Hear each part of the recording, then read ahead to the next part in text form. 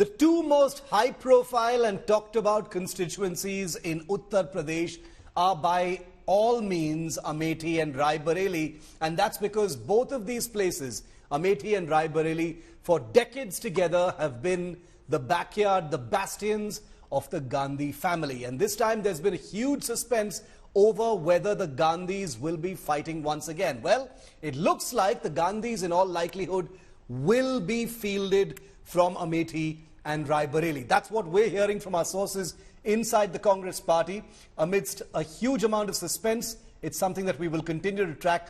But before that, the war for Uttar Pradesh has begun in a big way. Many more seats going to the elections in phase 2 tomorrow. Prime Minister speaking in Bareilly right now. सोना है, कितने गहने हैं, कितने रुपये हैं, कितने वाहन है, गाड़ी कितनी, ट्रैक्टर कितना, साइकिल है कि नहीं है, सारा सर्वे किया जाए और फिर इसके बाद कांग्रेस का इरादा है आपकी संपत्ति को भी छीनकर वो अपने चहेती वोट बैंक को मजबूत करने के लिए वहां दे देंगे। इतना ही नहीं, कांग्रेस चाहती है आपने जो संपत्ति अपने बच्चों के लिए जुटाई है और आप चाहते हैं कि मरने के बाद अपने संतानों को कुछ दे करके जाएं और इसलिए अब बचत करते हैं। अब कांग्रेस वालों ने घोषणा की है कि मृत्यु के बाद ये जो आपकी संपत्ति है उसमें से सब आपके संतानों को नहीं मिलेगी। आधे से ज्यादा संपत्ति ये सपा कांग्रेस की सरकारें जब्त कर लेगी। टैक्स ऐसा लगाएंगे कि वो संपत्ति जब्त हो जाएगी। यानी आपने 4 कमरों का घर बनाया हो तो उसमें से 2 कमरे कांग्रेस सपा सरकार दबोच लेगी। आपके पास 10 बीघा का खेत है तो उसमें से 5 बीघा आपके बेटे बेटियों को मिलेगा, 5 बीघा ये दबोच लेगी कांगी और एसपी की सरकार। और ये किसको बांटेंगे? ये सब लूट करके अपनी वोट बैंक को बांटेंगे। बताइए, यहां भी जितनी माताएं बहनें हैं, आप भी अपने बेटी बेटे के लिए, पोते पोती के लिए, नाती नातिन के लिए कुछ न कुछ जुटा रही होगी, इकट्ठा करती होगी। पोता बड़ा होगा तो उसको दूंगी, पोती बड़ी होगी तो उसको दूंगी। हमारे यहां हर परिवार में हर पीढ़ी के लोग अपनी दूसरी पीढ़ी को कुछ न कुछ देने के लिए बचाते रहते हैं। लेकिन अब आपकी इस बचत पर कांग्रेस की बुरी नजर पड़ गई है। कांग्रेस और सपा वालों ने तय किया है कि विदेश में ऐसा होता है तो यहां भी करेंगे। विदेश में तो महिलाएं मंगलसूत्र क्या होता है वो भी उनको पता नहीं है। भाई, ये मंगलसूत्र छीनने की बात करते हैं। क्या कोई मां बहन इस देश में मंगलसूत्र छीनने देगी क्या? मंगलसूत्र छीनने देगी क्या? आप विदेशों का हवाला देते हैं, उनकी अपनी दुनिया, अपने परिवार है। दरअसल इन लोगों की नीयत ठीक नहीं है। 2 शाहजादों की जोड़ी भी देखिए कैसी है। सपा के शाहजादे की जब सरकार थी तब यहां कर्फ्यू लगते थे। माताएं बहनें गहने पहनकर, मंगलसूत्र पहन करके खुलेआम नहीं निकलती थी, मंगलसूत्र छिपा के रखना पड़ता था। और कांग्रेस के शहजादे अब एक्सरे मशीन लगाकर ये जो स्त्री धन है उसको भी, मंगलसूत्र को भी छीनने की घोषणा कर रहे हैं। और साथियों, सिर्फ आर्थिक ही नहीं बल्कि कांग्रेस का इरादा संस्थाओं का, दफ्तरों का भी सर्वे कराने का है। यानी अगर किसी पिछड़े दलित परिवार में 2 लोग नौकरी में है तो एक नौकरी छीनकर ये लोग उनको देंगे जिनका कांग्रेस के मुताबिक देश के संसाधनों पर पहला हक है। और इसलिए भाइयों बहनों, ये चुनाव भले है लेकिन उससे भी गंभीर मुद्दा है जिस पर सतर्क रहने की जरूरत है। हम किसी भी हालत में आपके हक को छीनने नहीं देंगे। भाइयों और बहनों, इंडी गठबंधन के नेता इसलिए वोट मांग रहे हैं ताकि धर्म आधारित आरक्षण देने के लिए संविधान बदल सके। और मैं 400 सीटें इसलिए मांग रहा हूं ताकि प्रदेशों में जो उन्होंने खेल शुरू किया है, ये धर्म के आधार पर आरक्षण देकर के एससी, एसटी, ओबीसी का आरक्षण लूटने का उन्होंने मन में मंसूबा रखा है, उसको हमेशा हमेशा ताला लगाने के लिए मुझे 400 सीट की जरूरत है। भाइयों, आपकी रक्षा के लिए मुझे 400 सीट चाहिए। आपके हक को कोई छीन न ले, इसलिए मुझे 400 सीट की जरूरत है। मैं यूपी के ओबीसी समाज, अपने सभी कुर्मी भाई बहन, यादव भाई बहन, मौर्य कुशवाहा भाई बहन, जाट गुजर भाई बहन, राजभर तेली पाल समाज, ये सबको गारंटी दे रहा हूं, मैं आरक्षण का आपका अधिकार कभी समाजवादी पार्टी और कांग्रेस को छीनने नहीं दूंगा। और ये मोदी की गारंटी है। भाइयों और बहनों, कांग्रेस हो या समाजवादी पार्टी, ये सिर्फ अपने परिवार का ही सोच सकती है। इन लोगों के लिए अपना परिवार ही सब कुछ है। आप इनके लिए कोई मायने नहीं रखते। आप खुद देख रहे हैं, या यूपी में सपा को अपने परिवार के बाहर का एक भी यादव ऐसा नहीं मिला जिसे वो टिकट दे सके। यहां बदायूं हो, मैनपुरी हो, कन्नौज हो, आजमगढ़ हो, फिरोजाबाद हो, सब जगह एक ही परिवार के सदस्यों को टिकट मिला है। ऐसे लोग हमेशा सिर्फ अपने परिवार का ही भला करेंगे, परिवार के बाहर का कोई भी व्यक्ति हो, इनके लिए कोई मायना नहीं रखता। भाइयों और बहनों, मजबूत भारत के लिए एससी, एसटी, ओबीसी और महिलाओं के हक की सुरक्षा के लिए आपको हर बूथ पर कमल खिलाना है। खिलाएंगे, घर घर जाएंगे, मतदाताओं को जगाएंगे, मेरी बात पहुंचाएंगे, ज्यादा से ज्यादा मतदान करवाएंगे। देखिए, आंवला से मेरे पुराने साथी धर्मेंद्र कश्यप जी और बदायूं से हमारे साथी दुर्विजय शाक्य जी को दिया हुआ आपका एक एक वोट मोदी को जाएगा। आपका वोट आप कमल पे बटन दबाएंगे ना तो सीधा सीधा मोदी को जाएगा।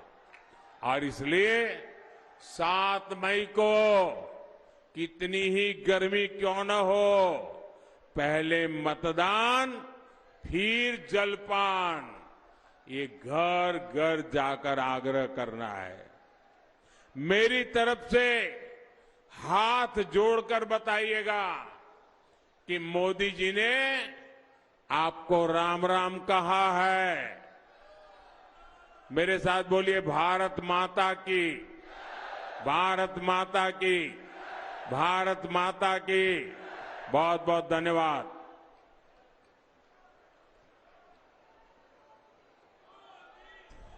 Prime Minister Modi there speaking in Bareilly in Uttar Pradesh.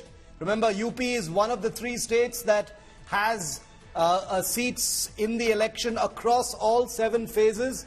The Prime Minister making a promise that there is absolutely no intention whatsoever to touch reservations and quota, which is something that the Congress Party and the India Alliance have been accusing the BJP of planning to do as part of Modi 3.0. The Prime Minister also appealing to voters to come out and vote no matter what the heat, also calling upon and trying to energize the BJP over bringing people out to vote. The small fall in voter turnout in the first phase obviously coming as a source of consternation for all sides. All right, moving on now to the story that we began with, the suspense over the 2 Gandhi bastions of Amethi and Rai Bareilly. Well, the suspense continues obviously, but we're hearing that a decision has already been made. Sources tell India Today that Rahul Gandhi almost definitely will be fighting from Amethi and Priyanka Gandhi a little less likely, but the indications are there that she could agree to fight from Rai Bareilly. Rahul may file his nomination from Amethi on the 1st of May after the Wayanad election that takes place tomorrow. That's April the 26th. And he's likely to reach Amethi on Saturday, a day after the phase 2 polls. So day after tomorrow, he might be going to Amethi. Sources also say that the Congress party is planning a big show of strength on the 1st of May, and Netas have already camped in Amethi to plan for this. There's also talk of both Rahul and Priyanka visiting Ayodhya for blessings from the Ram Mandir before heading to Amethi and Rai Bareilly. It was only yesterday that Priyanka Gandhi's husband Robert Vadra's posters cropped up outside the Congress's Amethi office. Well, amidst buzz, sitting MP from the BJP Smriti Irani has trained her guns once again on the Gandhis and Vadra, stating that no matter who contests, people will only support the BJP. Take a look. देखिए, अमेठी की बात कांग्रेस का decision है। जो भी मुझे order मिलेगा मैं वो करूंगा। सीईसी मीटिंग हमारी पार्टी में सीईसी मीटिंग्स में ये डिसीजन लिए जाते हैं। अब प्रश्न अमेठी में ये उठ रहा है कि अगर अब मेरी माताजी की तो सरकार नहीं थी, राहुल जी की माताजी की तो सरकार थी केंद्र में, तो अगर मैं एक साधारण सांसद के नाते क्षेत्र में इतना काम कर सकती थी मात्र 5 सालों में, तो ये क्यों नहीं संभव हुआ कि राहुल जी ने 15 सालों में इससे कम ही कर देते, लेकिन कोई काम तो करते। ये सरल सुविधाएं भी राहुल गांधी दे नहीं पाए, शायद इसीलिए अभी तक कांग्रेस पार्टी अपना प्रत्याशी घोषित नहीं कर पाई। एक कारण और भी कि वो इंतजार कर रहे होंगे कि वायनाड में एक बार वोट डल जाए फिर यहाँ आया जाए। अब तो आ गए हैं कन्नौज में, आपके दोस्त भी अमेठी से आने वाले हैं। अरे सब आएंगे अब तो महफिल यूपी में ही सही नहीं, और इसलिए भी कि देखो ना बीजेपी वालों की भाषा क्या है। ये भाषा इसलिए है क्योंकि इन्होंने अपने कारोबारियों की मदद की। जब से इलेक्टोरल बॉन्ड की बात आई है, बीजेपी का बैंड बज गया। हर बार ये कह रहे हैं कि बीजेपी की चुनौती, प्रधानमंत्री चुनौती, अब चुनौती इंडिया गठबंधन से इनको मिलने वाला है। अब बीजेपी की कहानी खत्म हो चुकी है और निश्चित तौर से वो सीट वो गांधी परिवार के साथ है। कांग्रेस परिवार की सीट रायबरेली लगातार जीतती रही है। अमेठी निश्चित तौर से स्मृति ईरानी झूठ बोलकर 13 रुपए किलो चीनी कहा ना कि 13 बहनों भाइयों कमल का बटन दबाओ, 13 रुपए किलो चीनी ले लो। तो 13 रुपए किलो चीनी मिली क्या अमेठी वासियों को? पता लगा लीजिए आप। झूठ बोला, एक भी कारखाने नहीं लगे। कब आएंगे राहुल गांधी जी और किस तरीके से चुनाव होने वाला वो है? निश्चित तौर से अब वो समय चीजें तय हो रही हैं और जब आएंगे तो आपको सबको जानकारी दे दी जाएगी। ये तय है अमेठी रायबरेली से प्रियंका और राहुल लड़ेंगे? बनारस भी तय है, अमेठी रायबरेली भी तय है।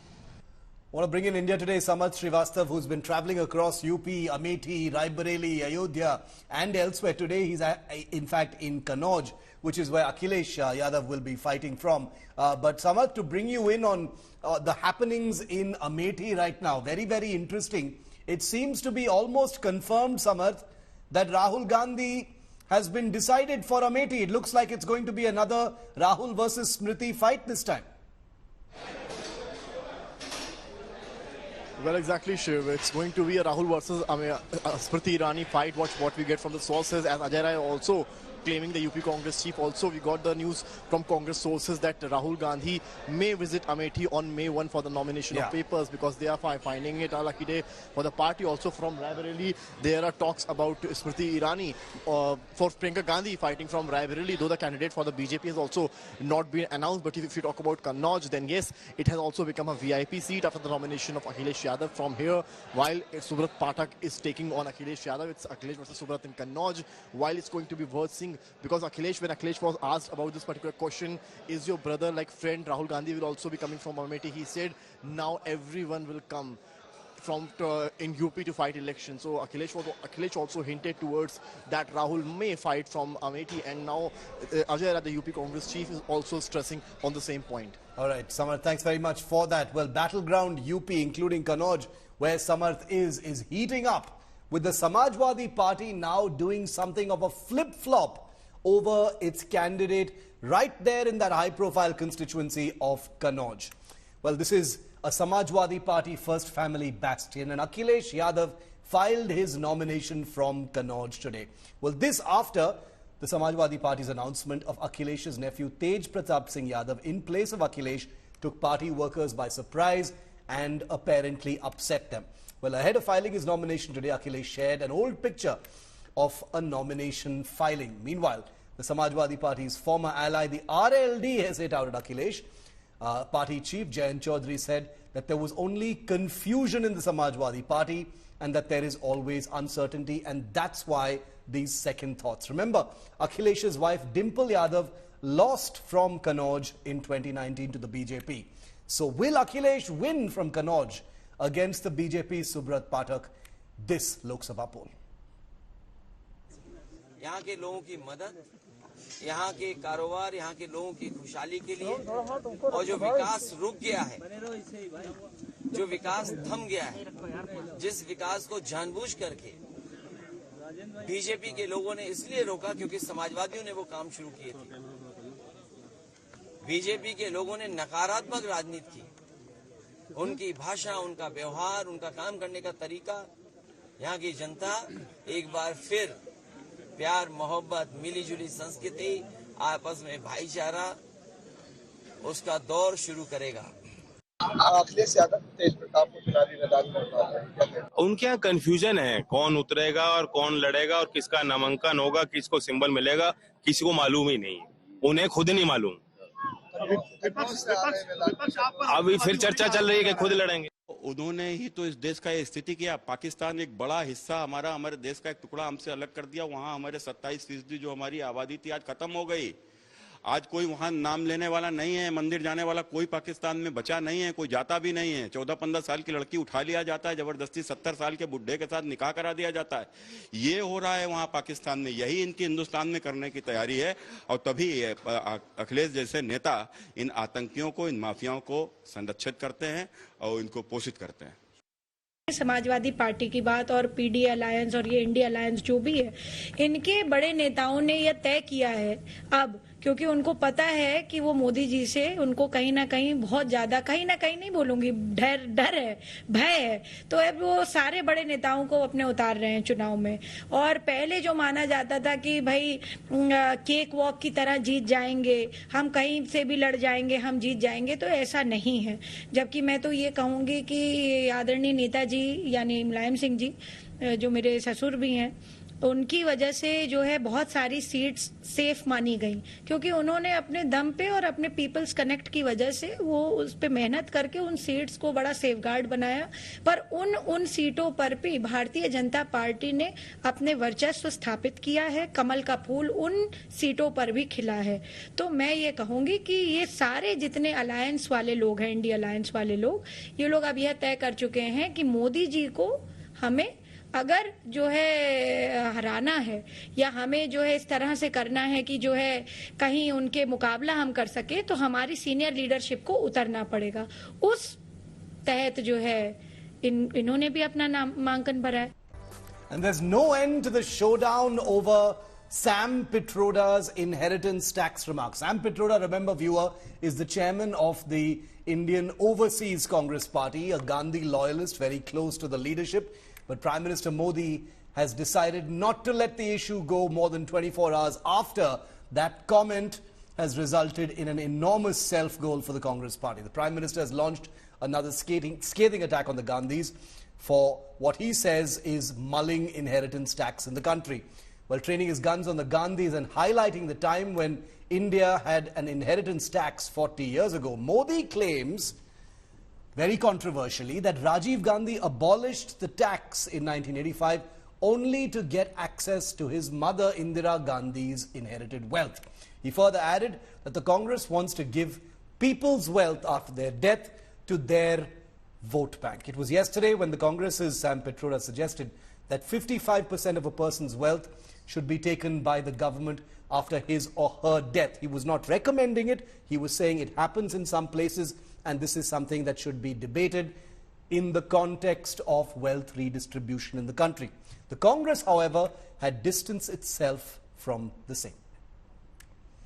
पहले ऐसा कानून था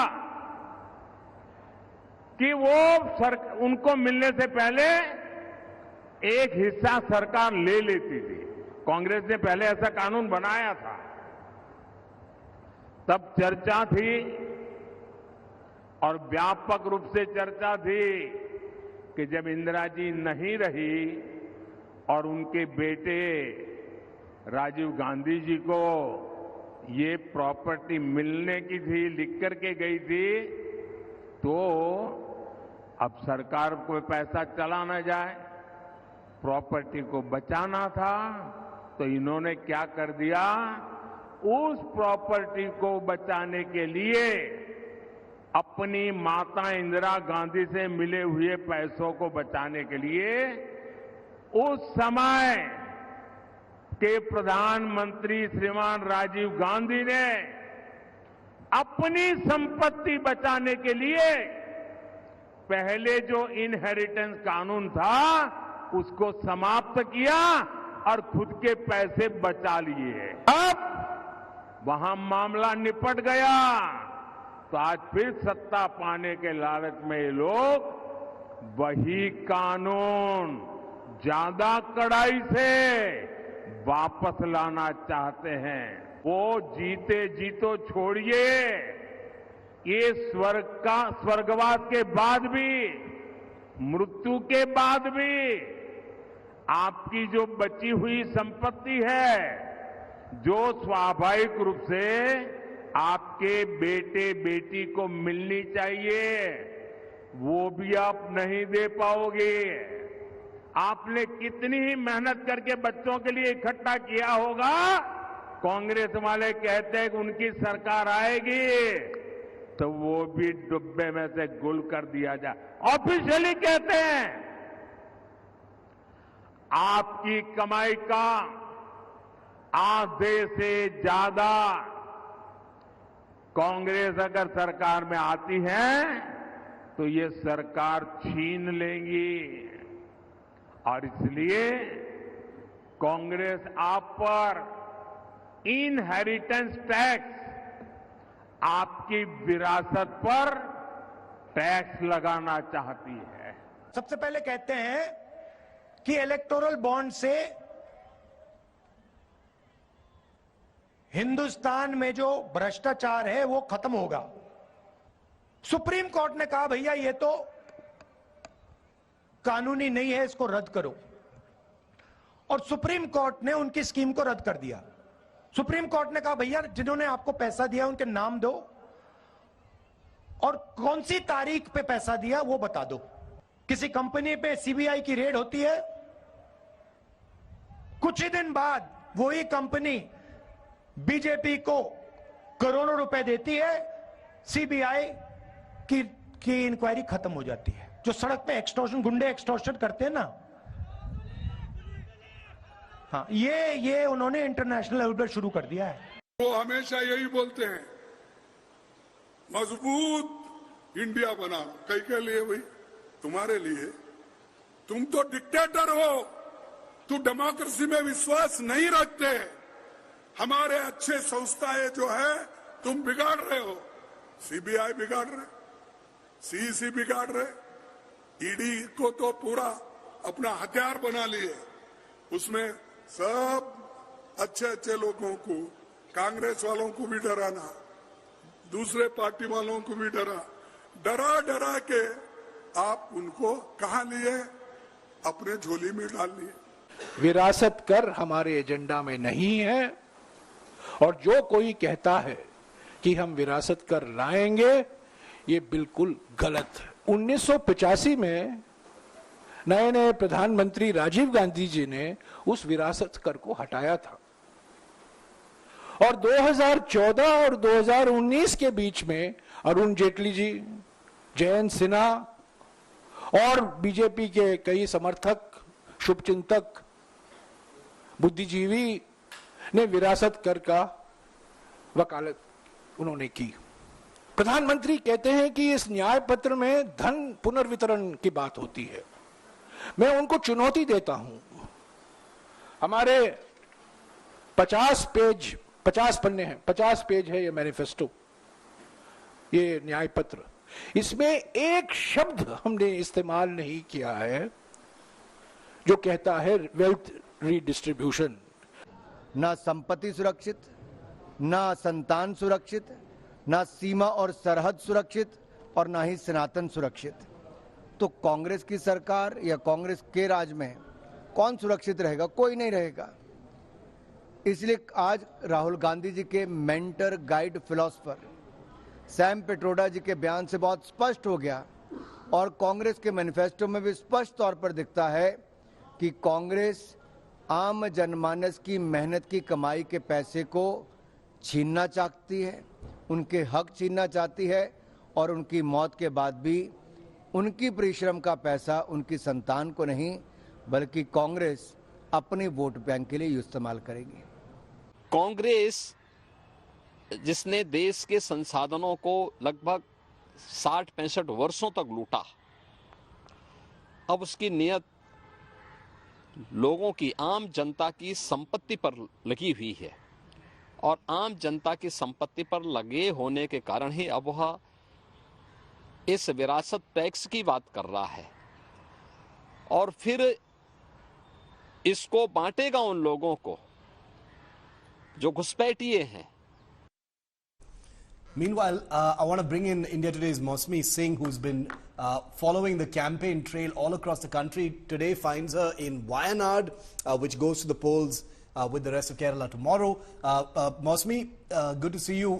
North, south, east, west, you're all over the place. But, we're talking about the big fight that's broken out thanks to good old Sam Pitroda. And we'll be playing your ground reports from Wayanad in a short while, Mosmi. But, I'm curious to know because, Sam Pitroda has done the damage. Now we're seeing the kind of damage control that has occupied the Congress for a better part of yesterday and today. What is the inside thinking within the Congress party? Suddenly after about 3 days of appearing to dominate the narrative with the whole wealth redistribution, proposition, the Congress appears to be slightly defensive now over this slightly leftist proposition. What's going on the inside,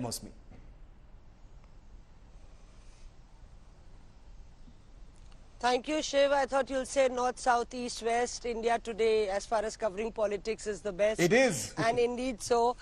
We've been on our toes, and of course, everybody in the studio as well. And that's because we want to keep really our viewers ahead as far as capturing the pulse on the ground is concerned, Shiv. And as you rightly said, the BJP has been very quick to pick up every word that could go against the Congress party. Sam Pitroda has done it again this time round. Jairam Ramesh, in fact, had a presser in the morning trying to, say that Sam could have his own views and his own ideology. It's got nothing to do with the party. But the damage has already been done.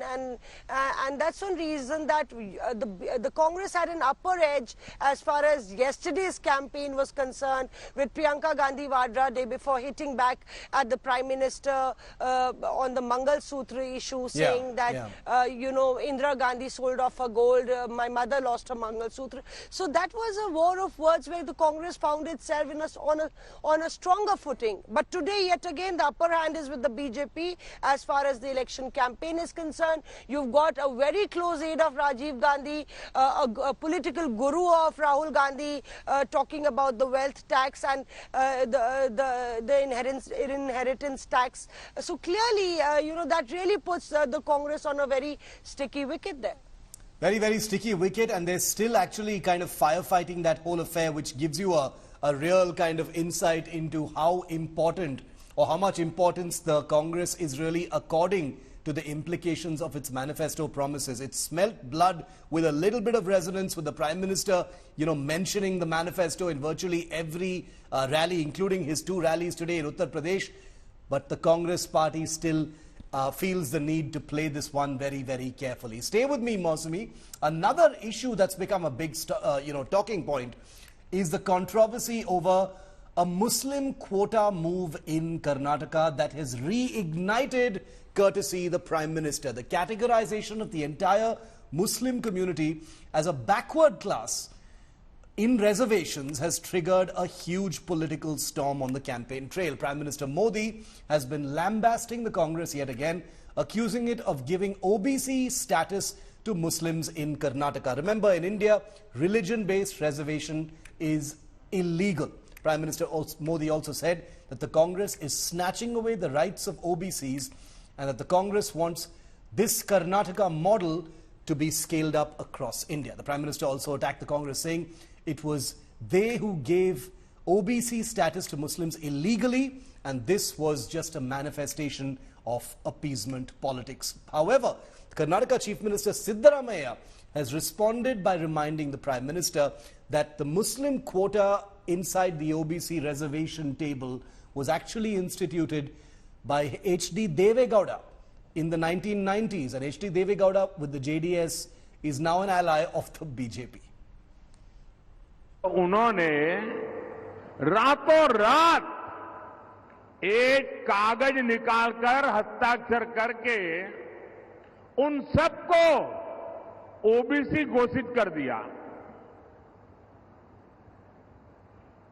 अभी OBC घोषित कर दिया तो बहुत बड़ा तूफान हो गया, यानी वहां कांग्रेस ने शिक्षा और सरकारी नौकरी में पहले जिन ओबीसी लोगों को आरक्षण मिलता था, उस ओबीसी समाज में इतने सारे नए डाल दिए कि ओबीसी समाज को जो आरक्षण मिलता था वो उनसे छीन लिया।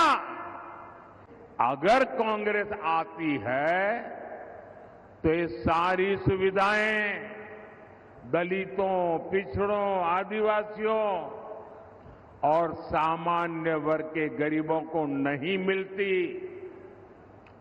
कांग्रेस की चले तो गरीब कल्याण की योजनाओं का लाभ भी धर्म के आधार पर देती, क्योंकि कांग्रेस तो डंके की चोट पर यही कहती है कि देश के संसाधनों पर पहला हक मुसलमानों का है। ಏನು ಹೇಳಿದೆ ಅಂತಂದ್ರೆ ಸುಪ್ರೀಂ ಕೋರ್ಟ್ನಲ್ಲಿ ಅಂಡರ್ಟೇಕ್ ಮಾಡ್ಕೊಂಡಿದ್ದಾರೆ. ನಾವು ರಿಸರ್ವೇಶನ್ ಹೇಗಿತ್ತು ಹಾಗೆ ಮುಂದುವರಿಸ್ತೀವಿ. ಇವತ್ತು ಕೂಡ 4% ರಿಸರ್ವೇಶನ್ ಮುಂದುವರಿತಾ ಇದೆ. ಸುಪ್ರೀಂ ಕೋರ್ಟ್ ಮುಂದೆ ಬಿಜೆಪಿಯವರೇ ಅಂಡರ್ಟೇಕ್ ಮಾಡ್ಕೊಂಡಿದ್ದಾರೆ. ಗೊತ್ತಾಯ್ತಾ ನಿಮಗೆ? ಅಫಿಡವಿಟ್ ಕೊಟ್ಟಿದ್ದಾರೆ. 4% ರಿಸರ್ವೇಶನ್ ಇತ್ತಲ್ಲ, ಸುಮಾರು ಮೋರ್ ದೆನ್ 20 ಇಯರ್ಸ್ ಇಂದ, 28 ವರ್ಷದಿಂದ ಇತ್ತು. 94ನೇ ಇಸ್ವಿನಲ್ಲಿ ಜಾರಿಗೆ ಬಂತು. ಚಿನ್ನಪ್ಪ ರೆಡ್ಡಿ ವರದಿ, ಚಿನ್ನಪ್ಪ ರೆಡ್ಡಿ ಆಯೋಗ ಶಿಫಾರಸ್ ಮಾಡಿತ್ತು ಮುಸ್ಲಿಮಾನರಿಗೆ 4% ರಿಸರ್ವೇಶನ್ ಕೊಡಬೇಕು ಅಂತ. ನಂಬರ್ 1. ನಂಬರ್ 2, ಕಳೆದ ಬಿಜೆಪಿ ಸರ್ಕಾರ, ಬಸವರಾಜ ಬೊಮ್ಮಾಯಿ ಅವರ ಸರ್ಕಾರ ಅದನ್ನು ತೆಗೆದಾಕಿದ ಮೇಲೆ ಸುಪ್ರೀಂ ಕೋರ್ಟ್ಗೆ ಹೋದರು. ಸುಪ್ರೀಂ ಕೋರ್ಟ್ನಲ್ಲಿ ಏನಂತ ಹೇಳಿದ್ದಾರೆ ಗೊತ್ತಾ నిಮಗೆ? ಗೊತ್ತೇನ್ರಿ? ఆర్ఎస్ఎస్ యొక్క భావజాలము, బీజేపీ యొక్క విధానము ఈ దేశంలో ఉన్న రిజర్వేషన్లను రద్దు చేయడమే. ఈ ఎస్సీ ఎస్టీ ఓబీసీ రిజర్వేషన్లు రద్దు చేయాలంటే 400 సీట్లు కావాలి. 2/3 మెజారిటీతోని లోక్సభ రాజ్యసభలో ఈ బిల్లును ఆమోదింపజేసి అన్ని రాష్ట్రాల మీద ఒత్తిడి తీసుకొచ్చి రిజర్వేషన్లను రద్దు చేయడానికి భారతీయ జనతా పార్టీ కుట్ర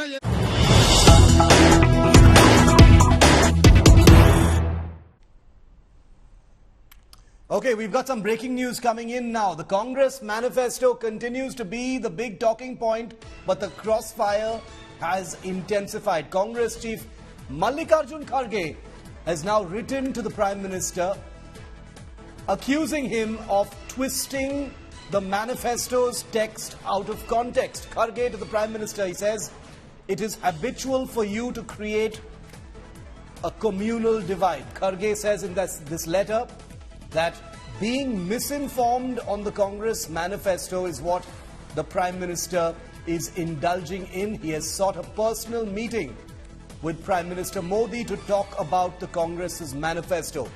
So the gloves are off. Mallikarjun Kharge of the Congress party confirming that the Congress is on the defensive over the series of attacks that the Prime Minister has unleashed against the Congress manifesto, and he says the Prime Minister is twisting the words of the Congress manifesto out of context, and that he would like to meet the Prime Minister to talk about it. Let's bring in Mosmi Singh once again in on this. Mosmi, this is exactly what we were talking about. The Congress party, which appeared to be in control of the narrative for a while, now writing a letter to the Prime Minister saying we would like to meet you. Mr. Kharge wants to meet the Prime Minister. He says, words of the manifesto are being twisted out of context. It seems like the Congress party is feeling a little vulnerable, after going big with its manifesto promises. So clearly, as I said, that there have been various twists and turns in these attacks and counter-attacks, Shiv. And yet again, having broken the story that Mallikarjun Kharge sought an appointment with the Prime Minister 2 days back, it took Congress almost 2 days because the BJP has been on and on talking about Stridhan and Mangal Sutra. So there you are, Mr. Mallikarjun Kharge saying that the Prime Minister is demeaning his position and he will be remembered by the people who, as a Prime Minister who lied to the people of this country. He has also said that do not be misled by your advisors, and therefore I would request you to give me some time. I will come and explain the pointers of the manifesto to you. So clearly, this is a battle of perception that is being fought, and having the Prime Minister quoting Rahul Gandhi in his rally in Telangana, talking about an X-ray of all the institutional wealth of people. This is the counter that Mallikarjun Kharge in fact thinks would put the BJP on the back foot. We'll have to wait and see how the BJP replies to this attack. Very interesting. Mallikarjun Kharge, who has accused the Prime Minister of being a dictator, now wants to meet him to brief him about the manifesto. This is turning out to be a really, really interesting election campaign on the threshold of phase number 2. Now, the Congress party also stoking controversy ahead of phase 2 of the election. Prime Minister Modi, remember, has been lambasting the Congress's South Goa candidate Viriato Fernandes for making remarks against the Constitution. He had basically said that the Constitution of India had been imposed on the people of Goa. Well, Modi said that the Congress party doesn't respect Ambedkar and the Constitution, alleging that the remarks show the Congress's attempt to divide the country. The Prime Minister also claimed that the Congress hates the Constitution. Remember, all of this is a paradox and an irony within this entire political conversation, because it is the Congress and the India alliance that are accusing the BJP and the Modi machine of wanting to alter the Constitution when they come back to power. Modi's bashing comes after Fernandes said that the Indian Constitution was forced upon Goa after its liberation from Portuguese rule in 1961. The BJP has also filed a police complaint against Fernandes over his statement. Congress ने अब एक और बड़ा खेल शुरू कर दिया है। पहले कर्नाटका से कांग्रेस के सांसद ने कहा कि दक्षिण भारत को अलग देश घोषित कर देंगे। अब कांग्रेस के गोवा के उम्मीदवार कह रहे हैं कि गोवा पर भारत का संविधान लागू नहीं होता। वो साफ साफ कह रहे हैं कि गोवा पर देश का संविधान थोपा गया और उन्होंने ये बातें कांग्रेस के साहबजादे को बताई है। ये बाबा साहब आंबेडकर का अपमान है कि नहीं है? ये बाबा साहब आंबेडकर का अपमान है कि नहीं है? ये भारत के संविधान का अपमान है कि नहीं है? ये भारत के संविधान के साथ छेड़छाड़ है कि नहीं है? कांग्रेस का उम्मीदवार कह रहा है कि गोवा में संविधान नहीं चलेगा।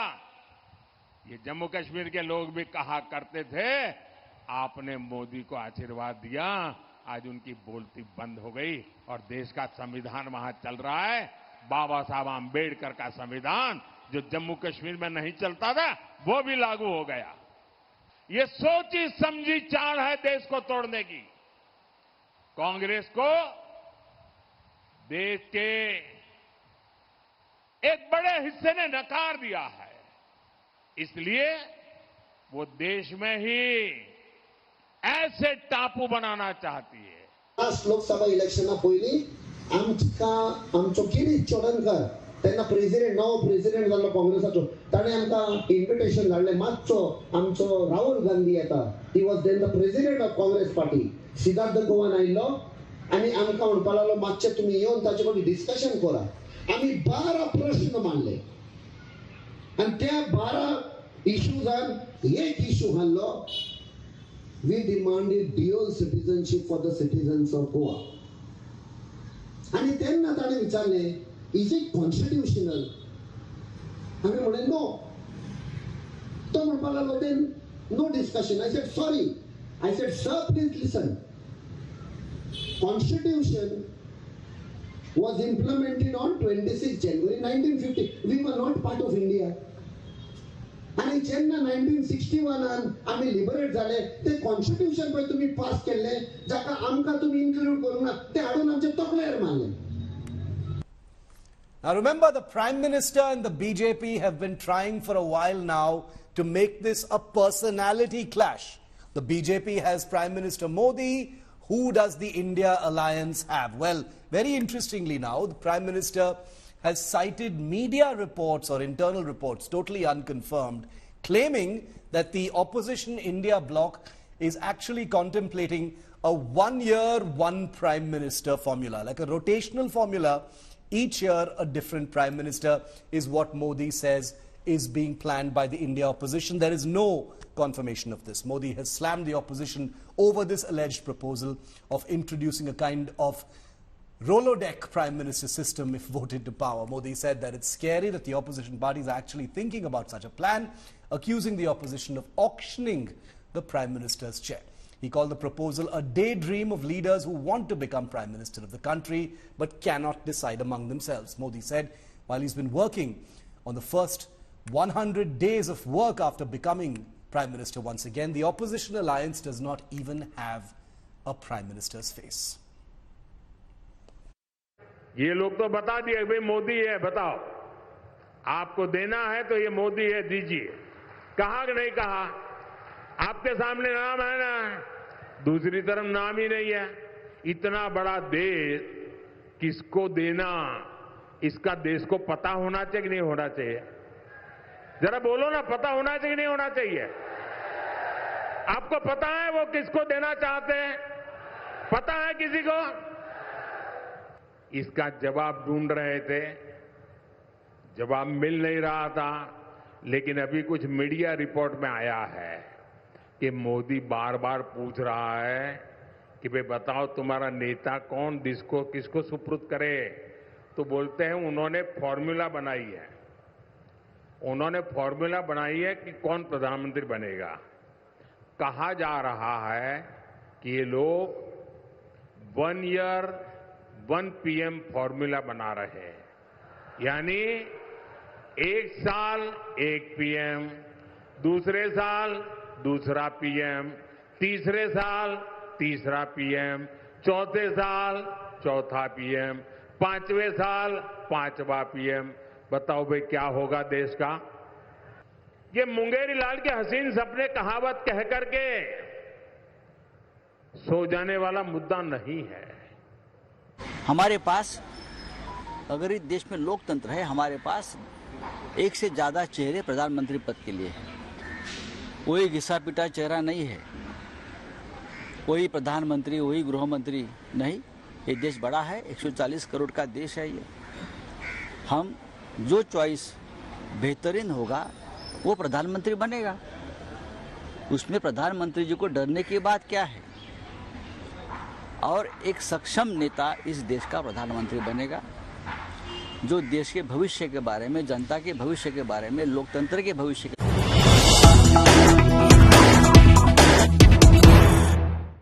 Well, after the Prime Minister mocked the opposition's alleged rotational Prime Minister formula, Samajwadi Party Chief Akhilesh Yadav has responded, says, our candidate will be better than the BJP's Prime Ministerial face. Take a look. जो एक है उससे तो अच्छा होगा। जितने भी होंगे हमारे 5, 6, 1, 2, लेकिन मैं आपसे बता दूं, जब कभी भी इस तरह की परिस्थितियां बनी हैं, यहाँ की जनता ने वोट भी दिया है और प्रधानमंत्री भी अच्छे दिए हैं। तो सवाल ये नहीं कि कौन प्रधानमंत्री बनेगा, सवाल ये कि देश को नया प्रधानमंत्री मिलना चाहिए। And finally, the Election Commission has decided to take action against both Modi and Rahul Gandhi's poll speeches. The Election Commission has taken cognizance of alleged model code of conduct violations by Prime Minister Modi and Congress MP Rahul Gandhi. The poll panel has sought responses from both party chiefs, JP Nadda and Mallikarjun Kharge, by 11 a.m. on the 29th of April. The Election Commission asserted that the words used by both have dire consequences and that star campaigners need to behave while delivering speeches at political rallies. The Election Commission's action comes after both the BJP and Congress filed complaints over religious speeches being delivered at rallies.